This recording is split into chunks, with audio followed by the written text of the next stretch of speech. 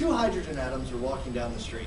The first hydrogen atom turns to the other one and says, I lost an electron.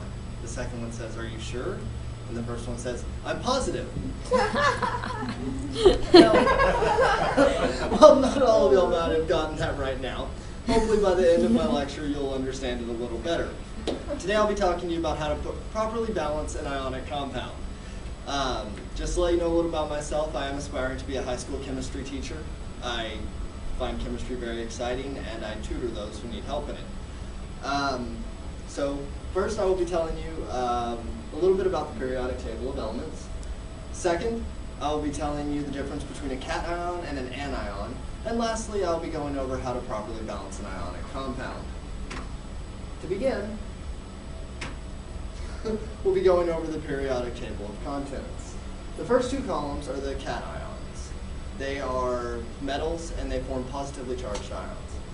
The second set we're going to be going over are columns 6 and 7, which are your halogens and then the group that has oxygen and everything below it. They form anions. So I told you a little bit about the periodic table of elements. Now we're going to actually go into the cations and anions. A cation is a positively charged metal.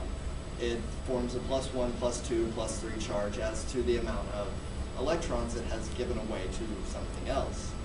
The first group is called the alkali earth metals, or the alkali metals. They all form +1 charges. It's very nice, so everything in that first column, +1 charge. The second is the alkali earth metals. They all form +2 charges. Once again, very nice, all of them down a row. On the other side, you have columns 6 and 7, which are your anions. They're negatively charged ions, or atoms. They gather electrons from the cations, so they gain a negative charge. Column 6, they gain 1. No, 2. They gain 2. Yes, it helps if you know what you're talking about. They gain 2. And the halogens, which is the very next to last column, they all gain 1 electron and gain a -1 charge. So I told you about the difference between a cation and an anion. Now we're going to go into how to properly balance an ionic compound. Okay, so basically, to balance a compound, all you have to do is add your negatives and your positives together, and they will equal 0 if it's stable.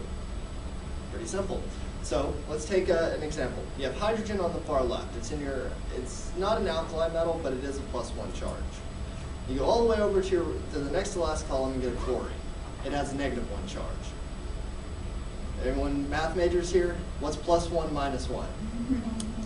0. It's a stable compound. So it's known in most chemical world when you see HCl, it's hydrochloric acid. If anyone's a pharmacy major, it's called hydrochloride, because they put that in medicine and it does good things. I think it melts stuff. Now that's the basic one. Let's go a little bit more advanced. We'll use something that has a -2 charge. We'll use oxygen. So you take 1 hydrogen, and how many hydrogens will it take to balance out a -2? 2. So you take 2 hydrogens, 1 oxygen, and you get the formula for everyone knows is dihydrogen monoxide. Everyone knows that, right? We all drink water, H2O. See, this is hydrogen, this is chlorine, you add them together, and you get hydrochloric acid. There's hydrogen, there's oxygen, 2 hydrogens to 1 oxygen equals water. So I told you about how to properly balance an ionic compound. First, I told you about the periodic table of elements. Wow, something different today. Periodic table of elements. Second, I told you the difference between a cation and an anion.